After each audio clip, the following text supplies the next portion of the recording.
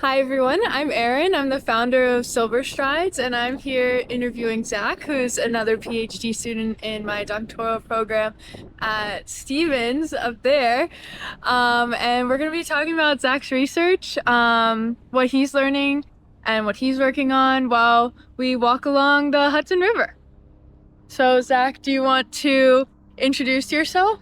Hi guys, I'm Zack Marvin. I'm a first year PhD student with Erin. I've known Erin for quite a bit, so I'm really glad that I get to do this. The first one. The first one, and I got to see the whole startup process of our company. So I came to Stevens and started in BME.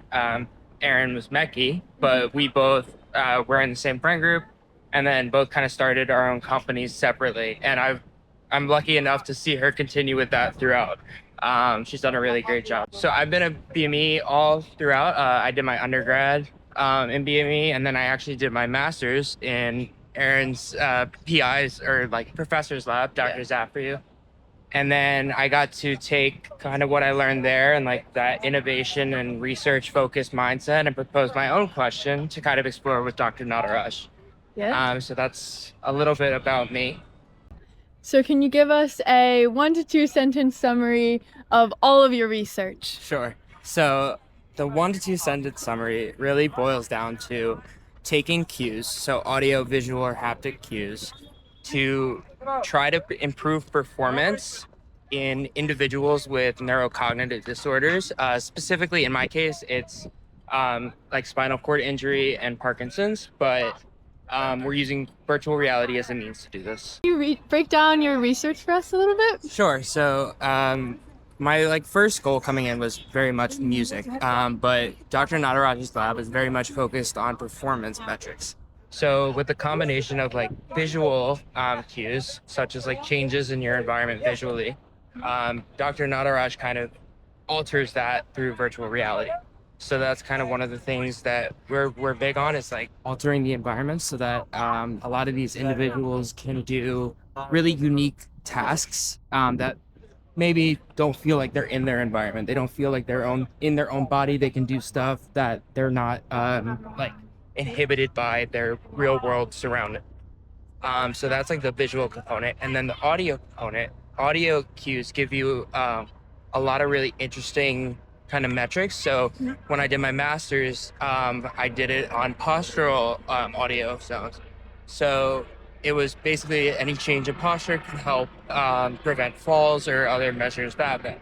So by hearing these unique cues, you're more in tune with your body. So that's kind of one of the things that I wanted to explore going forward in my PhD. So right now we're using gesture recognition. It was an undergrad project that kind of made its way into my PhD work, but we're going to use that in the alteration of visual environments. So like psychedelic, without an individual having to actually take the substance, they're put in like this altered kind of environment where it doesn't feel like they're inhibited by their real life body.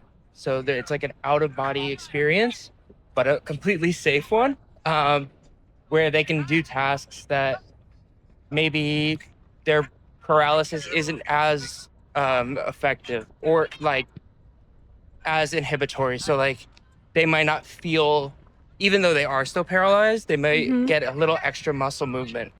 How does your research relate to healthy aging? So yeah, it's actually very prominent. Actually, Dr. Nataraj that was his other thing that he wanted to study was geriatrics aging. Cool. He's very much into that. So it's the improvement of performance doesn't need to be like athletic performance. It can be performance of daily tasks or activities of daily living. So where individuals with Parkinson's, my research is directly related to improving hand functionality. So hand functionality tests. So kind of like what an occupational therapist can do. Okay. We can kind of quantify it using the standard tests. But because there's no like real metric for that, it's all just like a doctor judging.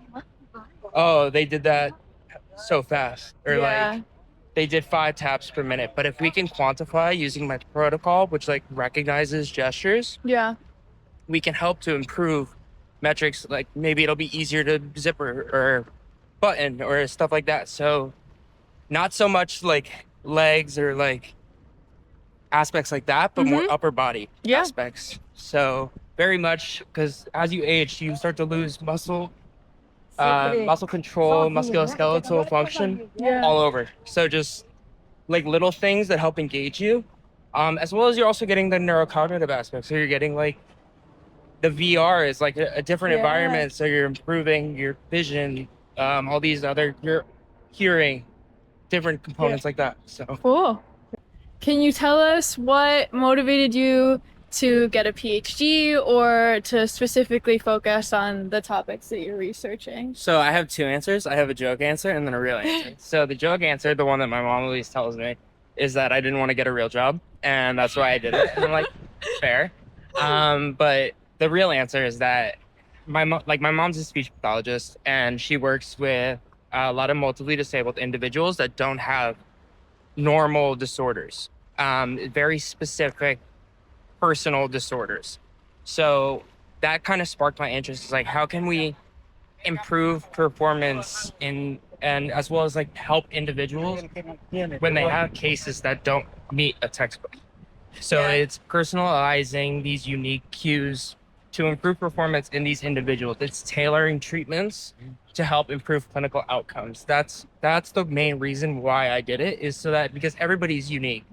That was kind of why I developed in my master's thesis like a sonified framework, because it's not a one size fits all. Yeah. It's, hey, this person likes this. Let's take that to help. Like maybe they like birds chirping, or like they like waves crashing. Like everybody's different, so you gotta tailor it to treat that individual. Yeah. And that's kind of, you don't get to explore that. I'm sure you could speak on that. You don't get to explore that in a regular job. In a regular like industry job. Yeah. Yeah, I think that's one of the similarities between our research, but Yeah. also our labs, is the emphasis on like technology to develop Yeah. or to deliver personal Yeah. care. And I Yeah. feel like that's the one of the things that Stevens does really well is like Mhm. innovation. So it's like creating unique things specific for what you're trying to do, Yeah. and just like the emphasis on that engineering aspect of the biomedical, Yeah. which Yeah. is cool. Yeah, I like that.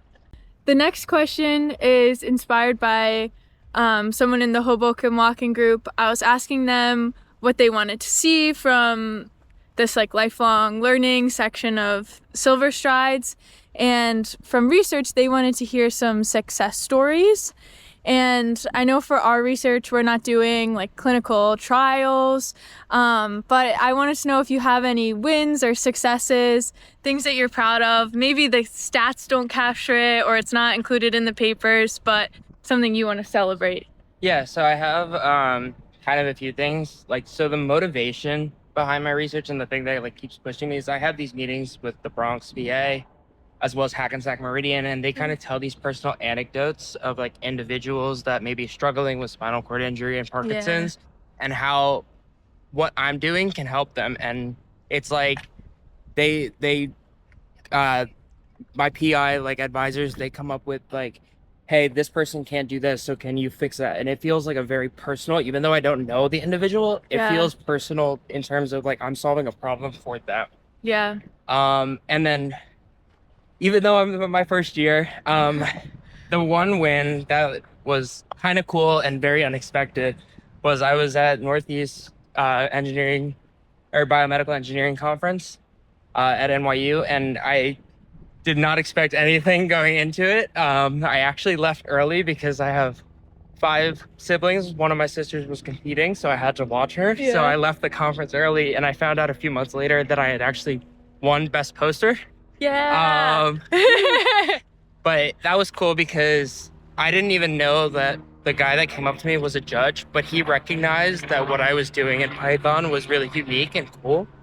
And he was a professor that kind of combined, he wrote a Python book as well as Whoa. like studied macroeconomics somewhere. Like he did a whole Very bunch of different cool. stuff, but he like was asking me all these questions about what I did and like how I did it. And I didn't realize he was a judge until after. And it was just cool to like speak with somebody that had knowledge of the subject and was Yeah. impressed. So That's that was awesome. cool. That's very cool. Congratulations. Thank you. Did you get to talk to the judge after? How did you figure out that was the judge? Because he was on the website. Oh, cool. And Very cool. I didn't realize. I was like, my mom found it on Facebook. I don't know. That's fun. So last question. You have been a frequent student guest, Yes. guest walk leader for the SilverStrides Hoboken group. And we love it when you come to the walks. And so I'm wondering if you have a favorite SilverStrides memory you want to share. I have like a few little anecdotes. So one of the things that I actually really liked, which I just remembered now, was when the whole group came into Dr. Zaffrey's lab, Oh yeah. and we got to show them all the technology and the stuff that maybe like I don't work with anymore daily, but it's Yeah. very similar Yeah. technology. And just seeing how interested and curious they were to be immersed in this Yeah. was a really cool experience. The other thing was just in general, like going on the walks, you get like a very like foundational level of like understanding of or like background about these individuals. But what was it? We Or were- like it was- end of year holiday gathering. It was like an end of the year holiday gathering, and I came by and everybody was sitting around this table, and we got to have some really deep, unique conversations, and just they have the coolest backgrounds, and they've done so Yeah. much in their lives, and just being able to talk with them and get their perspective on certain things, as well as like them ask me questions. It was just really cool to kind of dig deeper that like of the understanding that we had made on the walks. So it was Yeah. like, it was kind of cool because you build that connection, and then when you have the time to really ask and sit there and talk with them, Yeah. you get to kind of explore Mm-hmm. So background. you'd recommend colleges or labs or student researchers starting a SilverStrides walking group if they're Absolutely. interested? Yes, Awesome. absolutely. The experience that you get, not only from like running the walk, but with communicating with some of these individuals, is just truly amazing. So, Yeah. Well, thank you so much for being the first official walking interview for SilverStrides. I really appreciate it. Do you have any last thoughts? I just want to say, like, being a part of these walks has been like really like rewarding and just refreshing and eye-opening to me. So it's really cool to see someone that I've known for so long to kind of build this and start walks in all these other places and continue to kind of grow the company and just touch people all around. So it's truly amazing to see, and I encourage everyone to go out and start their own walk. Yes, yes. Thank you so Of much. course. Thanks. Bye. Bye. Yeah.